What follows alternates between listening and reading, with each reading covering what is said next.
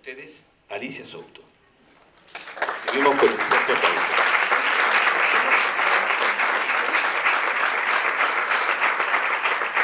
Me parece muy interesante ver profundamente a través de las distintas literaturas que se presentan esa búsqueda permanente en India del sí mismo, como podríamos decir nosotros, del Atman, y esa reunificación, esa búsqueda de reunificación. Parecería que en los principios había, todo siempre, en todas las culturas estaban llenos de preguntas. ¿Quiénes somos? ¿De dónde venimos? ¿Qué es la muerte? ¿Por qué morimos?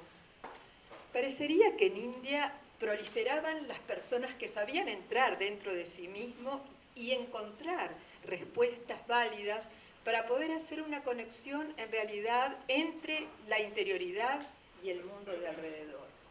Esto fue tomando distintas características a través del tiempo. En un principio, al ver desequilibrios, que podrían ser desequilibrios de la naturaleza, podrían ser guerras, enfermedades, se comenzó a recurrir, estos hombres daban indicaciones de una forma de buscar la armonía que se había perdido. Y esta forma de buscar la armonía que se había perdido era a través de lo que se llama yajna, o sea, el sacrificio. A través del sacrificio y de distintas formas del sacrificio, encontraban que el sacrificio llevaba o nos acercaba a esa armonía o reunificación de los distintos aspectos. En un principio se trató el sacrificio de una manera muy natural y muy espontánea, pero comenzó de a poco a complejizarse. Así, por ejemplo, en los primeros textos, bueno, se llaman samhitas, pero eso, ahora no voy a decir nada de eso, aparecen muchas representaciones, aparte de los mantras o de los versos más importantes o de los himnos, aparecen también alguna relación con el sacrificio. El sacrificio era muy simple en un comienzo. Es el sacrificio que cualquier hombre puede ofrecer en un estado de acercamiento a la divinidad o de acercamiento a la naturaleza o de acercamiento al dolor. Y era algo, como les decía, muy espontáneo, pero que cada vez se fue complejizando más. A eso de, por ejemplo, pensar, como a veces nos pasa en una deidad o en lo que sea para nosotros la representación de lo divino, y poner una flor, que es algo que surge espontáneamente, o simplemente hacer una inclinación, eso comenzó a hacerse cada vez más complejo. O sea, no era solo colocar una flor, sino se colocaba la flor de una manera o de otra, se colocaba mientras se recitaba un mantra determinado. La persona que lo hacía comenzó de a poco a tomar un carácter de sacerdote, lo que le dio otra ubicación también en la sociedad. Entonces se fueron haciendo fórmulas especiales para el sacrificio y cada paso del sacrificio era importante, muy importante, a tal punto que una acción en el sacrificio, un mantra mal hecho, podía invalidar la acción o lo que se estaba pidiendo e incluso hacer lo opuesto. A través de estos himnos no solamente se trataba la relación con Dios, sino que también se trataba la relación entre los hombres, la relación entre las parejas. En muchos himnos, cuando yo enseño en la facultad siempre busco algunos de estos. Por ejemplo, hay himnos muy antiguos que tratan, por ejemplo, del himno hacia una rival, ¿no? Que yo muchas veces les leo. ¿Y saben qué es lo que dice ese himno? Dice que toda la vida la pases sentada entre tu madre y tu padre. Miren qué maldición terrible, ¿no? Pero, o sea, que iba desde lo más sutil hasta lo más relacionado con lo cotidiano. ¿Qué sacrificio hacer para tener un hijo varón? Porque, por supuesto, todos tenían que ser hijos varones. Entonces, cada vez más, lo que se transformó en la clase sacerdotal comenzó a tener más importancia, y no solo espiritualmente, sino también económicamente, porque siempre se respondía con algo, aunque fuera con alimentos, con ropa, con géneros para que se hagan ropa, y siempre, casi siempre, si se podía, oro o dinero. Entonces, ¿qué pasó?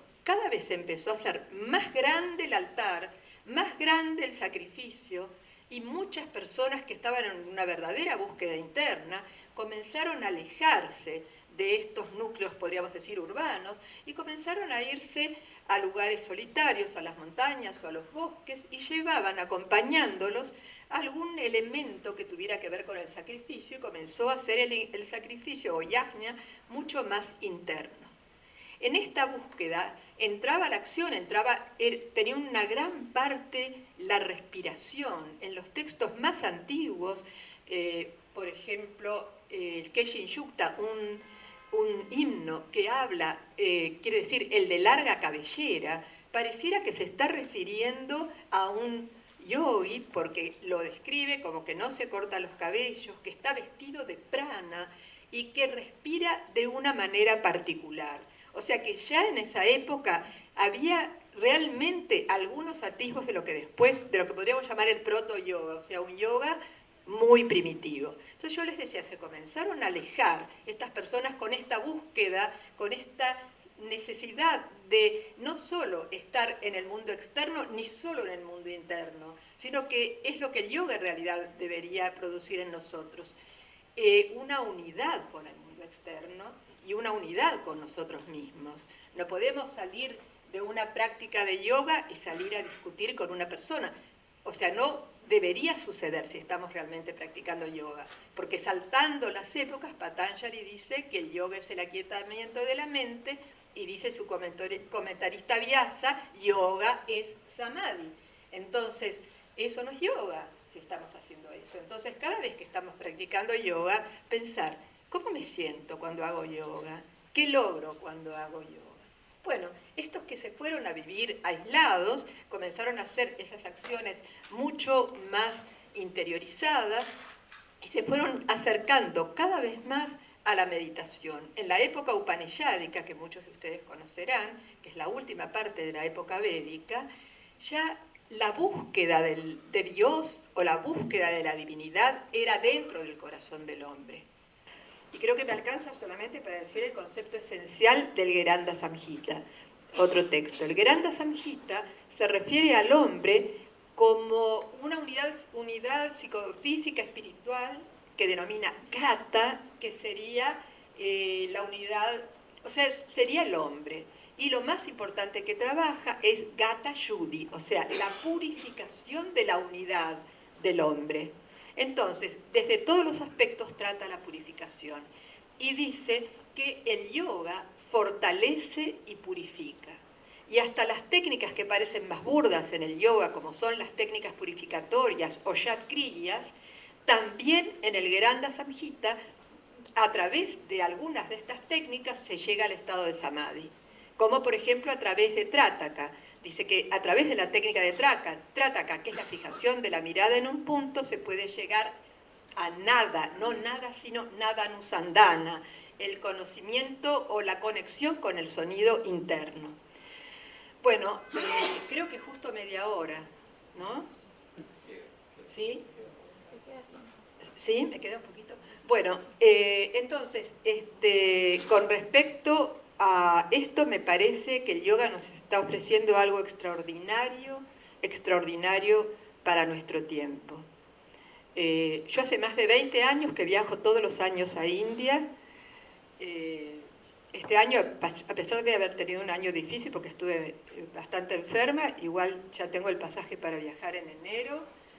Es como que tengo hasta una segunda familia en India con mis amigos, colegas, investigadores de los textos del Hatha Yoga, y aprendí tantas cosas importantes en la India con respecto a la vida. Y todo eso después uno lo descubre con la literatura. No por la literatura descubrí eso, sino que a través de vivir mucho tiempo en India, o de estar mucho tiempo en India, pude ver muchos aspectos. Con respecto a los textos del Hatha Yoga, ahora presenté un texto que es el Goraksha Jataka, digo porque hay algunas alumnas mías que no lo conocían hace 10 días o 15 días. Lo voy a presentar en la universidad en abril.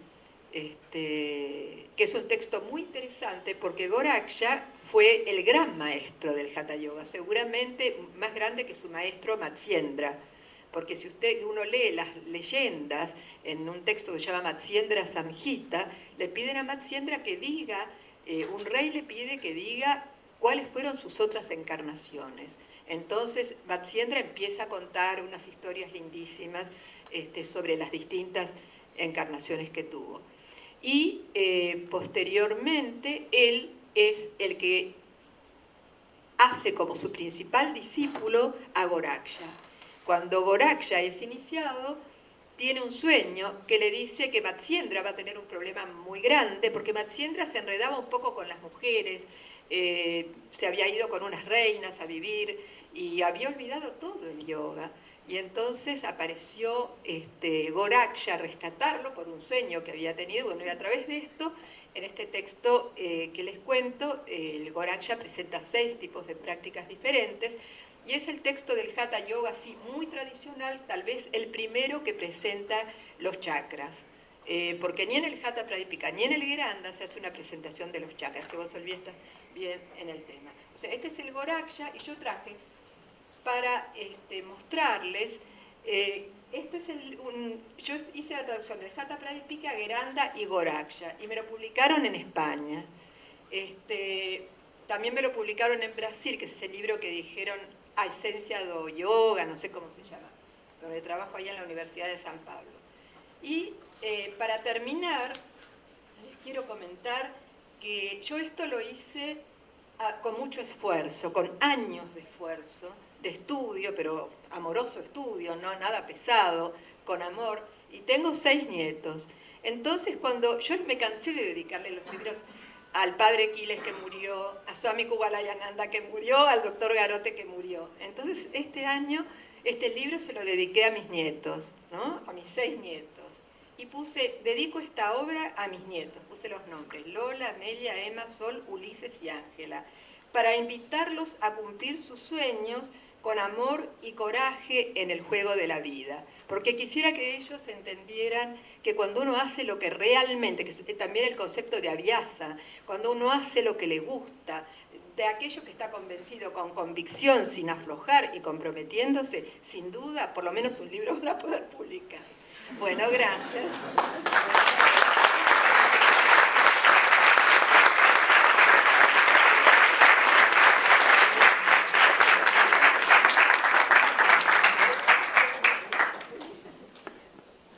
Bien, continuamos en este 5º Festival de la India, presentando a 4 personalidades del yoga con reconocimiento internacional.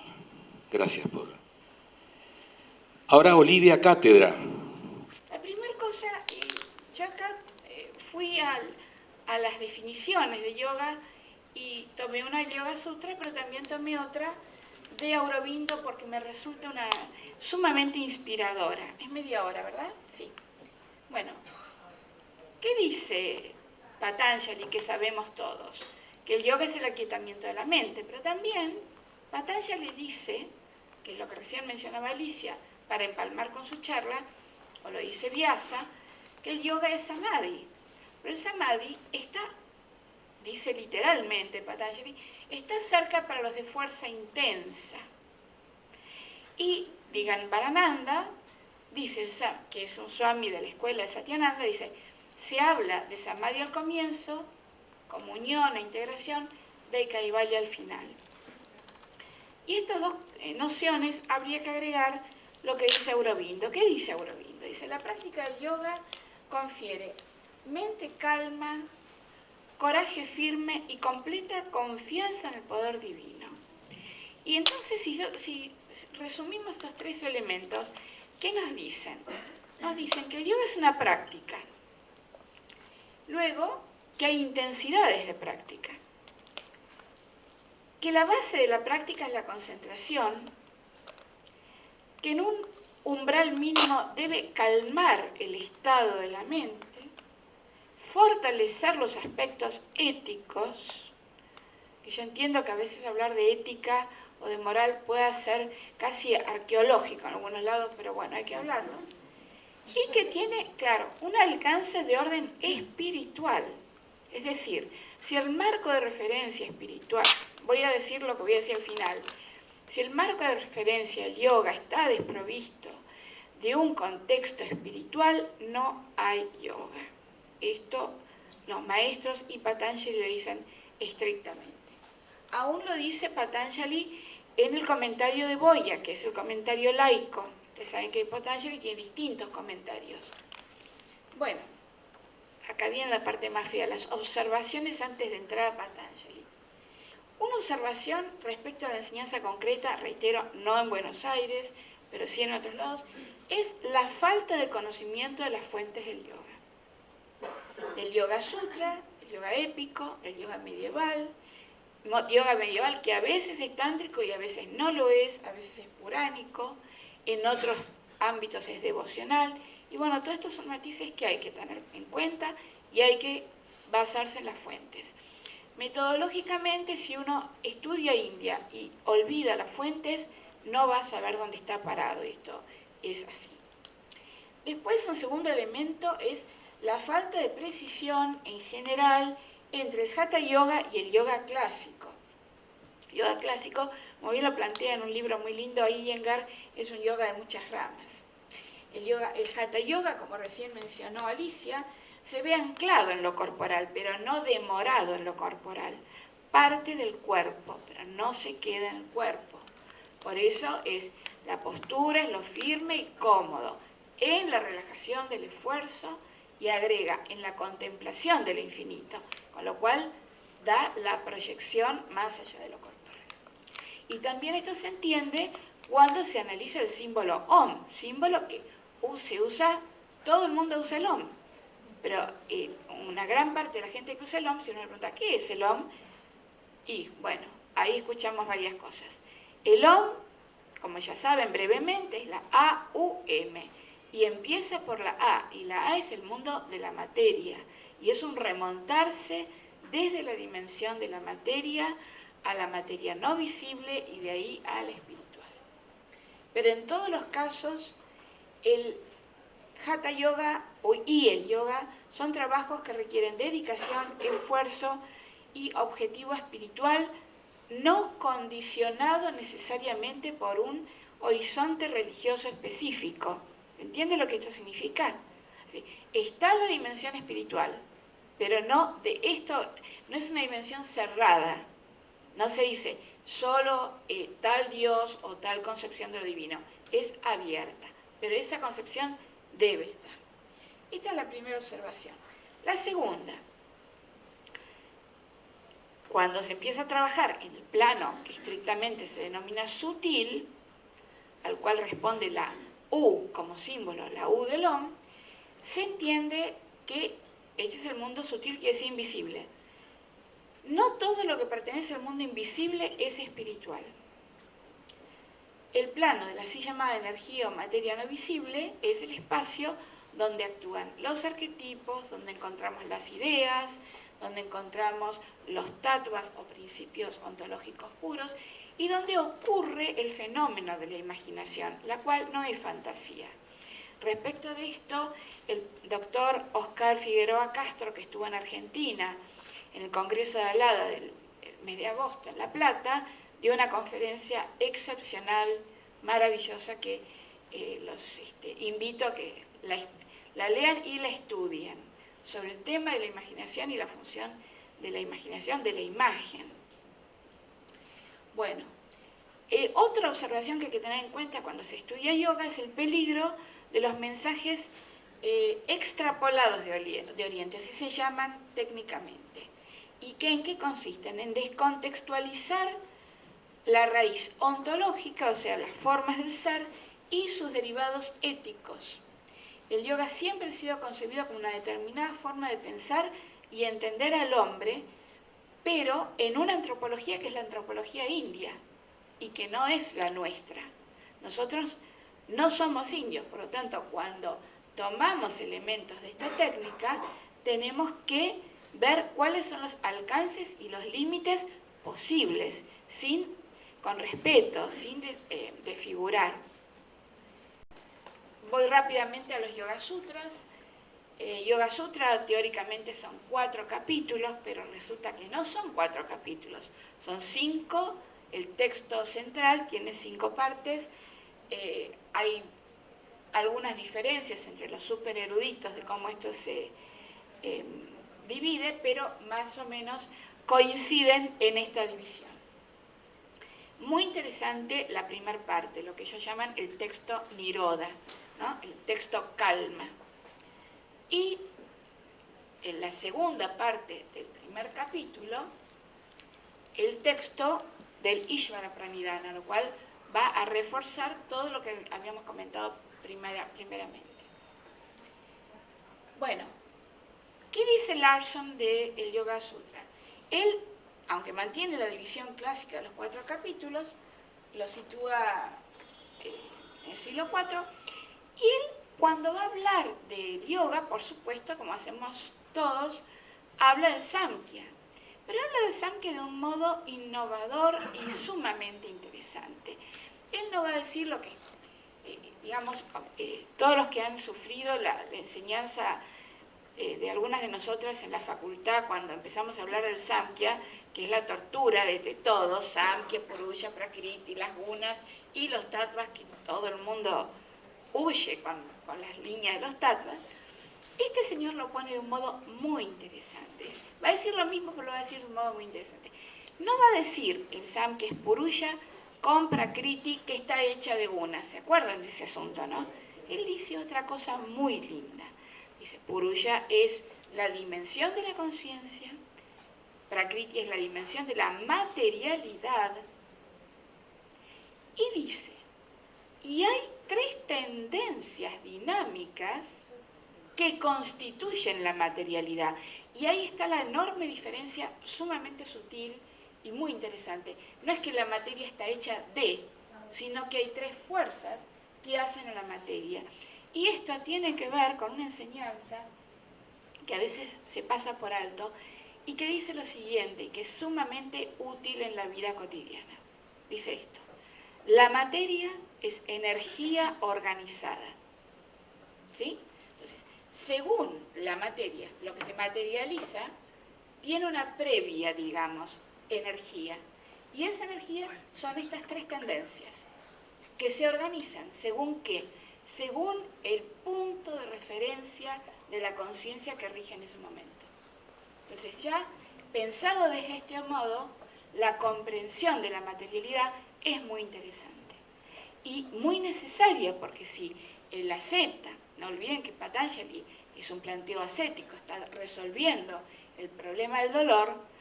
Para poder resolverlo, tengo que saber cómo se causó. Para eliminar un efecto, tengo que disolver la causa. Es muy interesante esta forma en que Larson explica esta combinación de la conciencia y la materialidad desde apuntar en primera instancia al análisis de las tendencias energéticas que él las va a llamar, a ver si está acá, ustedes lo tienen ahí, bueno, yo acá mucho no puedo ver, la inteligibilidad, lo energetizante y el proceso objetivante. No es la forma común de hablar de las gunas, pero muy interesante. Bueno, y después habla del discernimiento. Recién después las 8 angas. Con todo esto que quiero decirles, que sí, el yoga tiene una fuente india, el yoga se practica en Occidente, se practica según estas 2 aristas que dijimos, pero que en un criterio estricto académico, que en mi caso es un deber ético también mencionarlo, el yoga debe ser acompañado por el trabajo de las fuentes y por la consideración de los marcos de referencia filosóficos y éticos. Y finalmente, como toda ética, la búsqueda del bien. Y la búsqueda del bien siempre es una búsqueda universal del bien y no particular. Al final, la última frase que quiero mencionar es Yoga Sutra, en el capítulo 3 dice: concentrándose en el corazón se conoce la mente. ¿Y por qué? ¿Esto qué significa? Esto significa volviendo al comienzo de la charla, el corazón es el símbolo de la unidad, en tanto que la mente es dual. El corazón es el símbolo de lo espiritual, en tanto que la mente es psíquica. Entonces, concentrarse en el corazón para conocer la mente también implica subordinar el plano psicológico al espiritual. Y bueno, yo creo que este es un mensaje muy importante para el yoga en Occidente. Muchas gracias.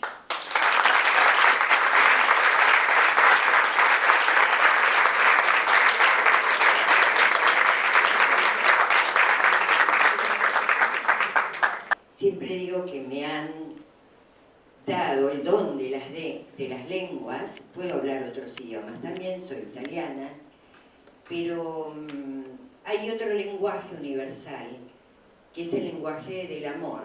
Es el que me han otorgado también, porque lo comparto con otras personas que no tienen una comunicación verbal, y nos comunicamos, ¿cómo? A través del amor, a través del sentir. Nos vamos comunicando y nos vamos integrando. Y lo que queremos nosotros hacer en mi escuela y en el mundo, porque no soy sectaria, lo mío es un idioma para compartir en la vida y con todo el mundo. Es este el lenguaje del amor, que podamos todos comprendernos, integrarnos, más allá de la discapacidad que tengamos. Y digo que tengamos porque tal vez a mí no se me ve, pero yo también soy una persona con discapacidad, tengo un certificado de discapacidad y aparentemente, ven, soy normal. Es la primera vez que lo digo públicamente. Entonces, las discapacidades se pueden dar de distinta manera, ya les dije, y bueno, tenemos que cambiar el chip, como me dijeron otras personas. Y a veces nos pasa siempre, lástima que no esté Matías, y sigo hablando de la discapacidad porque la discapacidad forma parte de la vida. Y hay gente que se pone de pie y se va cuando yo hablo de discapacidad, entonces a mí me dan más ganas de hablar de discapacidad, porque a todos nos puede pasar. Entonces, seguir pasando, nosotros nos vamos integrando, vamos haciendo distintos elementos. Lo que mostramos cuando yo viajo y doy charlas es que vivir en Buenos Aires es un gran desafío, pero si nosotros practicamos yoga, nos vamos a veces a la terraza para poder estar en contacto con el cielo, con el universo, desde otro lugar y poder relajarnos.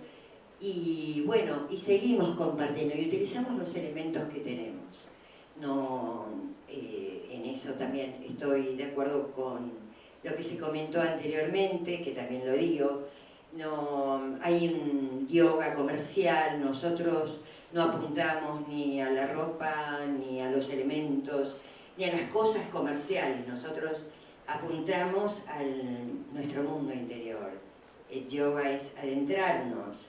Y de eso se trata nuestro trabajo, el trabajo que hacemos nosotros y todas las personas con o sin discapacidad que concurren a mi centro.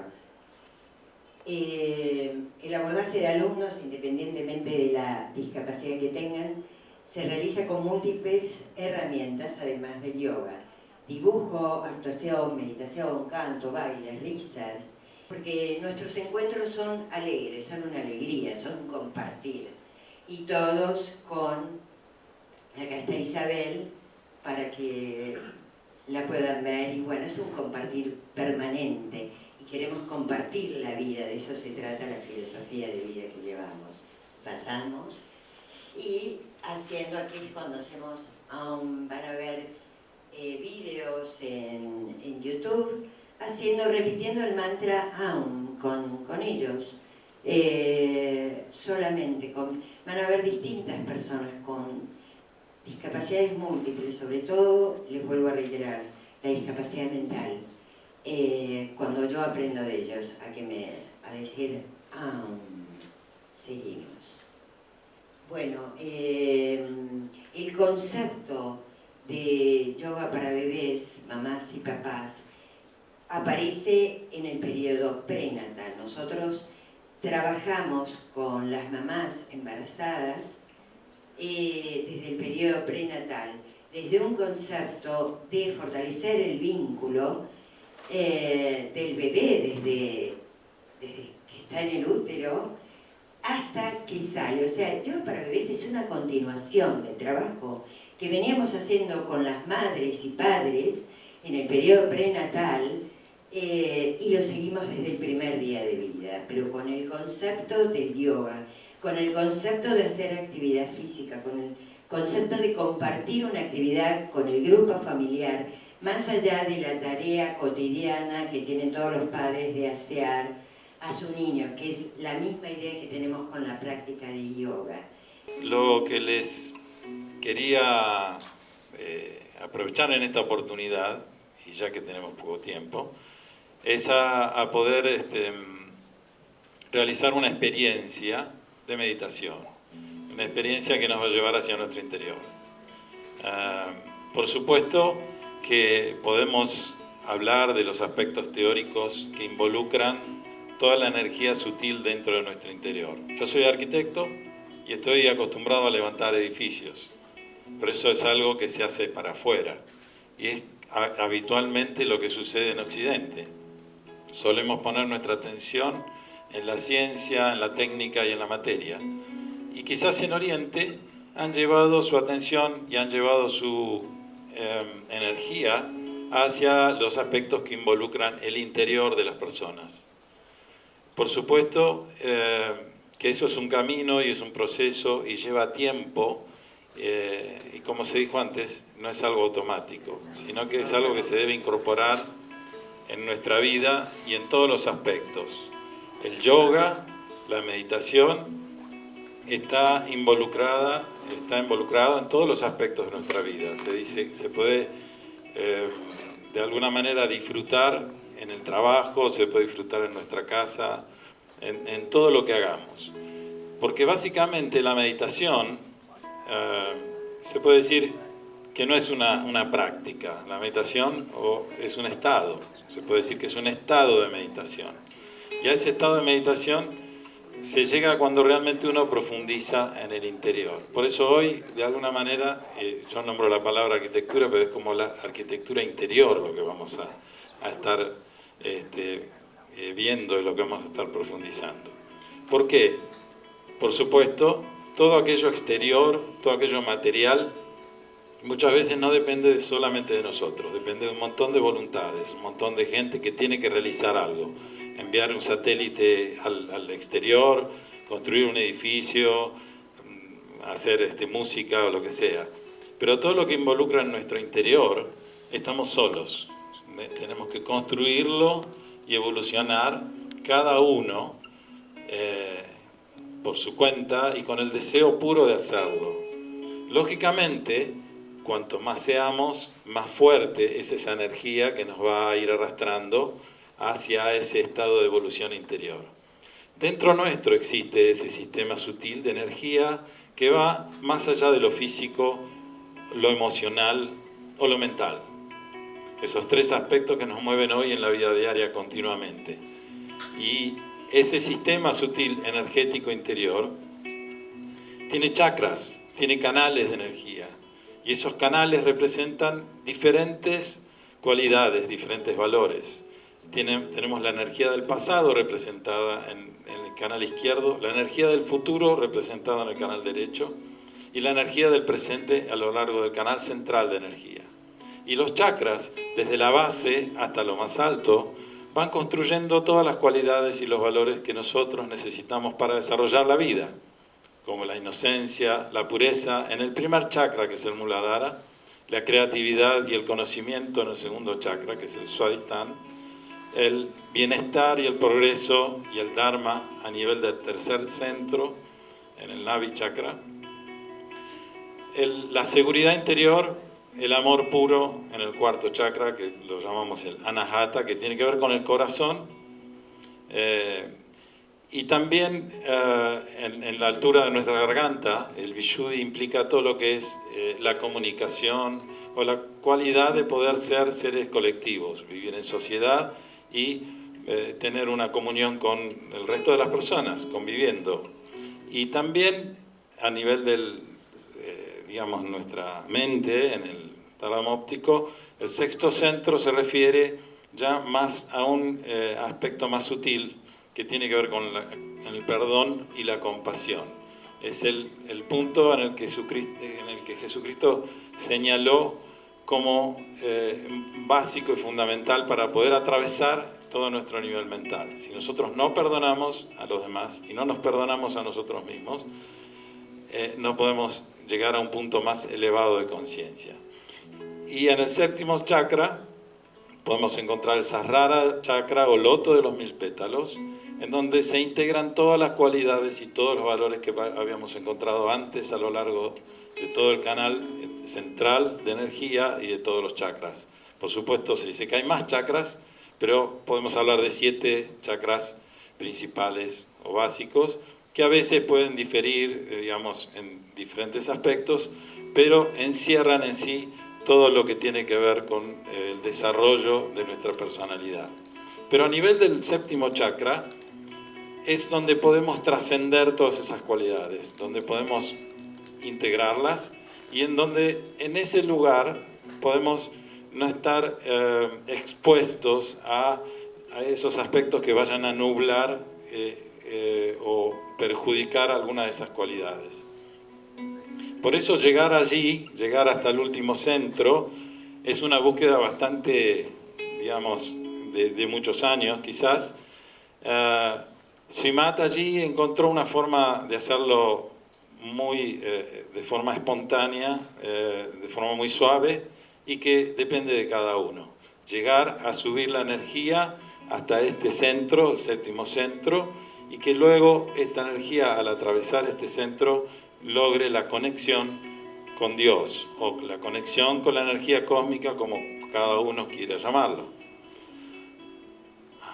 La energía básicamente que circula a lo largo de todo nuestro sistema sutil, en India se la conoce como Kundalini. Nosotros hablamos de la energía Kundalini, aquella energía que se encuentra en estado latente y puro y que solo es despertada por un deseo puro de evolución. Y eso depende de cada uno. Así que si quieren, los invito ahora a realizar un ejercicio. Podemos mostrar en el video, un segundo. Los invito a realizar el ejercicio, que es muy simple.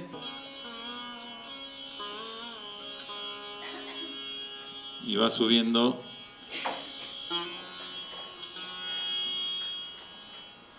y recorriendo los diferentes chakras e iluminándolos. Es una energía maternal, es una energía totalmente pura y que lo que va a hacer es simplemente mostrarnos el estado de nuestros chakras. Y cuando sube, lógicamente luego se produce la conexión. A ese estado de conexión, Sri Mataji lo ha llamado la realización del ser. Es el momento en donde nos encontramos conscientes, pero sin los pensamientos. El estado de conciencia en donde los pensamientos no nos están de alguna manera llevando nuestra atención. Así que si quieren ahora podemos hacer el ejercicio. Si puede ser el